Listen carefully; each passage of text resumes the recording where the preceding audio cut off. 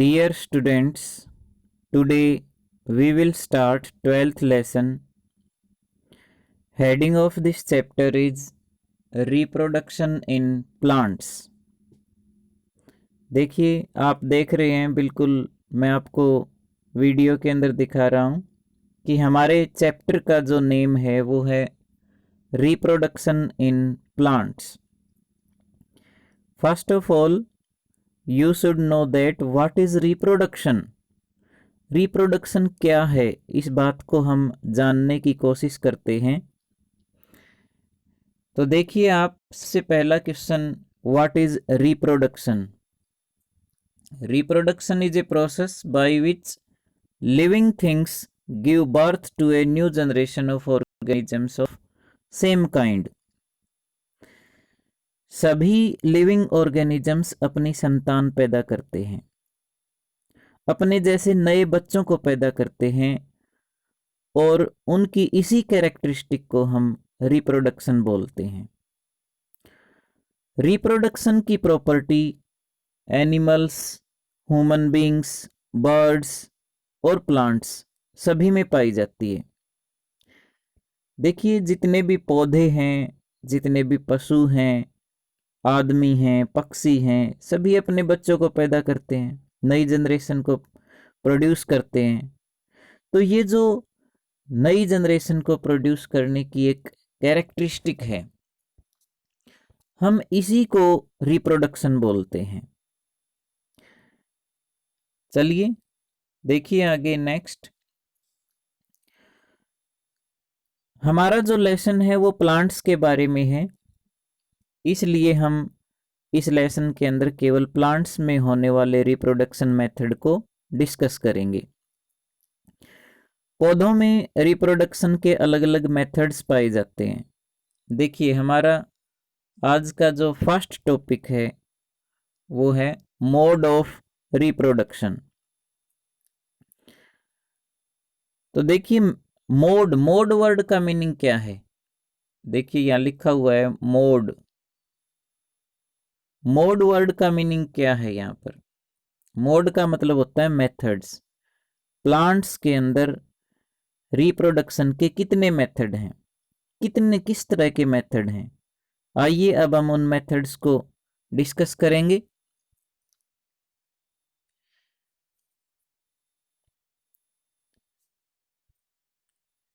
पौधों की बॉडी में कई तरह के पार्ट्स होते हैं, जैसे कि आप जानते हैं लीव्स, स्टेम, ब्रांचेस, रूट्स. ये जितने भी पार्ट्स होते हैं इनको हम वेजिटेटिव पार्ट्स बोलते हैं. आपको बिल्कुल दिख रहा होगा वीडियो के अंदर, मैंने आपको वेजिटेटिव पार्ट्स के नाम लिख के दिखा रखे हैं. वेजिटेटिव पार्ट्स कौन कौन से होते हैं ये आप सभी जानते भी हैं, और अगर नहीं जानते तो आप यहाँ देखिए, लिखा हुआ है लीव्स, स्टेम, बर्ड्स, रूट्स. ये जितने भी पार्ट्स हैं पौधे की बॉडी के ऊपर, इनको हम बोलते हैं वेजिटेटिव पार्ट्स ऑफ प्लांट. इसके अलावा एक पार्ट और भी है जो बहुत ही इम्पोर्टेंट है प्लांट्स के लिए, और वो है फ्लावर. फ्लावर पौधे का एक इम्पोर्टेंट पार्ट है. आप सभी जानते हैं कि फ्रूट्स वाले पौधों में पहले फ्लावर पैदा होता है, उसके बाद फ्रूट बनता है.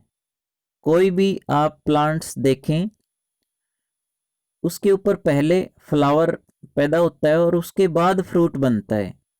हमेशा फ्रूट का जन्म फ्लावर से ही होता है. अगर किसी पौधे के ऊपर फ्लावर नहीं होंगे तो फ्रूट भी नहीं बनेंगे.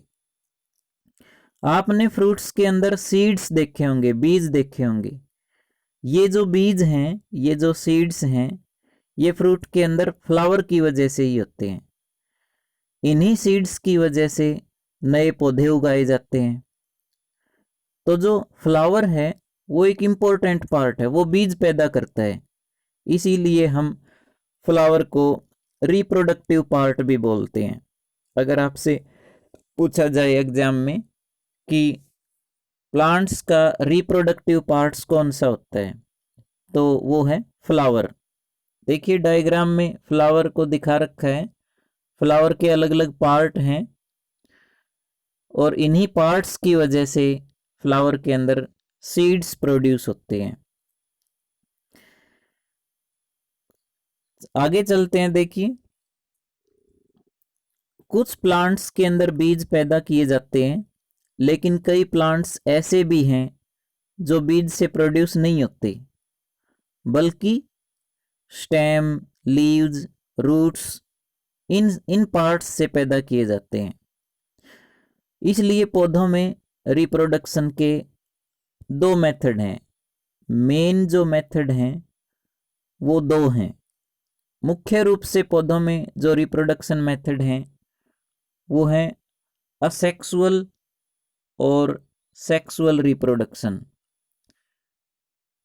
अगर आपसे पूछा जाए कि रिप्रोडक्शन कितने टाइप का होता है, तो देखिए रिप्रोडक्शन दो टाइप का होता है, एक सेक्सुअल मोड और एक असेक्सुअल मोड। अब हम सेक्सुअल और असेक्सुअल मोड के बारे में डिस्कस करते हैं कि सेक्सुअल मोड क्या होता है और असेक्सुअल मोड क्या होता है। देखो, जिन पौधों को बीज से उगाया जाता है, मतलब सीड से, बीज से उगाया जाता है, उनके रिप्रोडक्शन मेथड को हम बोलते हैं सेक्सुअल मोड। उनका जो रिप्रोडक्शन मेथड होता है वो सेक्सुअल रिप्रोडक्शन मेथड कहा जाता है। और जिन पौधों के अंदर बीज से नया पौधा नहीं उगाया जाता, बीज का यूज नहीं किया जाता, जिन मेथड के अंदर किसी दूसरे मेथड से, किसी दूसरे पार्ट से, जैसे कि लीव्स है, स्टेम है, रूट्स है, इनकी वजह से जब नया पौधा उगाया जाता है तो हम उस मेथड को बोलते हैं असेक्सुअल रिप्रोडक्शन मेथड। देखिए अब हम सबसे पहले असेक्सुअल रिप्रोडक्शन मेथड को डिस्कस करेंगे। बिना बीज के जो पौधे उगाए जाते हैं वो असेक्सुअल मेथड से उगाए जाते हैं। और असेक्सुअल रिप्रोडक्शन मेथड में जो पहली टाइप है वो है वेजिटेटिव प्रोपेगेशन। वेजिटेटिव प्रोपेगेशन क्या होता है, तो देखिए पौधे के अलग अलग पार्ट्स हैं जिनको हम वेजिटेटिव पार्ट्स बोलते हैं, जैसे कि रूट्स, स्टेम्स, लीव्स, ये सभी वेजिटेटिव पार्ट्स हैं। और इन पार्ट्स का यूज करके, इन्हीं पार्ट्स की हेल्प से जब नया पौधा उगाया जाता है तो हम उसको वेजिटेटिव प्रोपेगेशन बोलते हैं। और ये असेक्सुअल रिप्रोडक्शन मेथड का ही एक छोटा रूप है, असेक्सुअल मेथड का ही एक टाइप है। तो देखिए हम इसके बारे में पढ़ते हैं। आपने पहला मेथड जो है वो देखा भी होगा अपने घरों में, जिसका नाम है कटिंग। कटिंग जो मेथड है वो असेक्सुअल मेथड होता है। आपने चंपा या फिर रोज, मतलब गुलाब के पौधों को देखा होगा। इन पौधों को बीज से पैदा नहीं किया जाता, बल्कि किसी पौधे की टहनी का टुकड़ा काटकर जमीन में दबाया जाता है और उसी से नया पौधा पैदा हो जाता है। इसको हम बोलते हैं कटिंग मेथड। आप देखिए, आपको ये वीडियो के अंदर दिख रहा होगा, ये रोज प्लांट की कटिंग हमने काट रखी है। जो गुलाब का पौधा होता है उसकी छोटी छोटी ब्रांचेज हमने काट रखी हैं। इन ब्रांचेज के अंदर आप ये देखिए, ये छोटे छोटे जो पार्ट आपको दिखाई दे रहे हैं, इसको बोलते हैं बड। ये जो आपको पार्ट दिख रहा है ये होता है बड। ये हमने पौधे के किसी ब्रांचेज से काट रखे हैं और इनको हमने जमीन के अंदर किसी गमले के अंदर, मिट्टी के अंदर हमने इनको दबा दिया। अब 1 वीक या 2 वीक के बाद ये जो कटिंग हमने मिट्टी के अंदर दबा रखी है, ब्रांचेज को कट करके हमने जमीन में दबाया है, ये कुछ दिन में नए पौधे को उगाना स्टार्ट कर देंगे। देखिए यहाँ हमने गुलाब के पौधे की ब्रांचेज को काट के इस गमले में दबाया है। तो डे 1 मतलब पहले दिन जब हमने दबाया तो बिल्कुल ये जो ब्रांचेज थी इनके ऊपर नया पौधा नहीं दिखाई दे रहा था। लेकिन अब यहाँ देखिए आप 20 या 25 दिन के बाद देखेंगे तो इन्हीं छोटी छोटी जो ब्रांचेज हैं उनसे नया पौधा उगना स्टार्ट हो जाएगा, नया पौधा जन्म ले लेता है। तो इस तरह से गुलाब का पौधा उगाया जाता है। तो गुलाब के पौधे को उगाने के लिए हमें बीज की ज़रूरत नहीं है, बल्कि किसी पौधे की टहनी को काट कर अगर हम मिट्टी में दबा देते हैं तो उसी से नया पौधा उग जाता है। तो इसको बोलते हैं कटिंग मेथड। इसी तरह आपने पोटैटो, देखिए यहाँ आपने पोटैटो को देखा होगा, अदरक को भी देखा होगा। तो इन पौधों को भी हम बीज से नहीं उगाते, बल्कि पोटैटो का एक छोटा सा टुकड़ा काटकर जमीन में दबा देते हैं। आप यहाँ देखिए पोटैटो को दिखाया गया है। आपने पोटैटो देखा होगा तो पोटैटो के ऊपर छोटे छोटे निशान, आपको छोटे छोटे मार्क आपको दिखाई देते हैं। और उन मार्क को हम क्या कहते हैं, देखो यहाँ पर दिखाया गया है कि ये जो निशान होते हैं इनको हम बोलते हैं आई। और ये छोटे छोटे गड्ढे होते हैं आलू के ऊपर, पोटैटो के ऊपर, उनको बोलते हैं स्क्वायर ऑफ स्टेम। तो देखो हम ये जो आलू है, पोटैटो है, हम इसके छोटे छोटे टुकड़े काट लेते हैं और हर टुकड़े के अंदर ये आई जो है, आई वाला पार्ट होना चाहिए।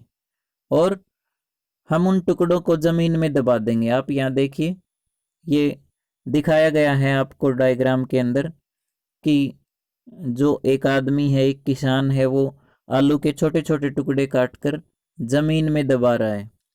और इन्हीं से कुछ दिन के बाद नया पौधा उगना स्टार्ट हो जाएगा। जो आप आलू के टुकड़े जमीन में दबा रहे हो उनके अंदर आई जरूर होना चाहिए, आई वाला पार्ट जरूर होना चाहिए। उससे पौधा, जहां से पौधा निकलना स्टार्ट होता है। तो देखिए आलू को भी उगाने के लिए बीज की जरूरत नहीं है। तो ये भी असेक्सुअल मेथड का ही एक एग्जाम्पल है। इसी तरह आप देखिए ब्रायोफिलम जो कैटेगरी है पौधों की, ब्रायोफिलम कैटेगरी के जो पौधे होते हैं वो पौधे किसी बीज से पैदा नहीं किए जाते। उनको उगाने के लिए बीज का यूज नहीं करना पड़ता, बल्कि वो पत्तों से ही जन्म ले लेते हैं। ये देखिए जो ब्रायोफिलम कैटेगरी के जो पौधे होते हैं उनके पत्ते इस टाइप के होते हैं जैसा कि आपको दिखाया गया है। इन पत्तों के ऊपर ही छोटे छोटे नए पत्ते उगने स्टार्ट हो जाते हैं, नया पौधा जन्म लेना स्टार्ट हो जाता है। अगर हम ब्रायोफिलम प्लांट के किसी पत्ते को ही जमीन में दबा देते हैं और उसको प्रॉपर कंडीशन मिल जाती है तो नया पौधा जन्म ले लेता है, पत्ते से ही नया पौधा जन्म ले लेता है। जैसे कि आपने पत्थर चट्टा नाम का एक पौधा सुना होगा। पत्थर चट का जो पौधा होता है वो पत्ते से ही जन्म ले लेता है, उसको बीज से नहीं उगाना पड़ता। तो इस तरह से ये जो पौधे हैं वो सभी असेक्सुअल मेथड से पैदा किए जाते हैं, क्योंकि इनके अंदर बीज का यूज नहीं करना पड़ता। और जिस मेथड के अंदर बीज का यूज नहीं होता हम उसको असेक्सुअल रिप्रोडक्शन मेथड बोलते हैं। देखिए अब असेक्सुअल मेथड की एक और टाइप है जिसको हम बोलते हैं बडिंग। यहाँ नाम लिखा हुआ है बडिंग। तो ये जो बडिंग है ये असेक्सुअल मेथड की ही टाइप है। कुछ जीव ऐसे भी हैं जो बडिंग मेथड से जन्म लेते हैं। हम सभी जानते हैं कि हमारे आसपास कुछ ऑर्गेनिजम्स बहुत ही छोटे हैं। उनका साइज इतना छोटा है कि उनको देखने के लिए हमें माइक्रोस्कोप की जरूरत पड़ती है। जैसे कि हम एग्जाम्पल के लिए यहाँ पर ले लेते हैं ईस्ट। ईस्ट जो है, ईस्ट का नाम आपने सुना होगा। ईस्ट बहुत ही छोटा सा एक जीव है, एक माइक्रो ऑर्गेनिज्म है जो हमें आंखों से भी दिखाई नहीं देता। लेकिन अगर ईस्ट को सफिशिएंट न्यूट्रिएंट्स मिल जाएं, सुटेबल कंडीशन मिल जाएं, तो ये कुछ ही घंटों में ग्रोथ कर लेती है। कुछ ही घंटों में जो माइक्रो ऑर्गेनिज्म है वो ग्रोथ कर लेते हैं और नए बहुत से माइक्रो ऑर्गेनिजम्स को प्रोड्यूस कर देते हैं। तो आइए हम ईस्ट की एग्जाम्पल की हेल्प से बडिंग मेथड को समझने की कोशिश करते हैं। जब कोई ईस्ट सेल अपनी ग्रोथ कंप्लीट कर लेती है, तब उस ईस्ट सेल से छोटे छोटे बल्ब जैसी कुछ आकृतियां, कुछ प्रोजेक्शंस बाहर निकलती हैं। आप यहाँ देखिए, यहाँ मैंने एक ईस्ट सेल दिखा रखी है। ये जो ईस्ट सेल है, जब इसकी ग्रोथ कंप्लीट हो जाएगी तो ये अपनी बॉडी के ऊपर कुछ नई प्रोजेक्शंस बाहर निकालती है। इसकी बॉडी के ऊपर एक अलग सी आकृति बननी स्टार्ट हो जाएगी। आप यहाँ देखिए 2 नंबर जो डायग्राम है इसके अंदर आप देखिए, ऊपर की साइड यहाँ एक छोटी सी अलग सी आकृति बननी स्टार्ट हो जाती है।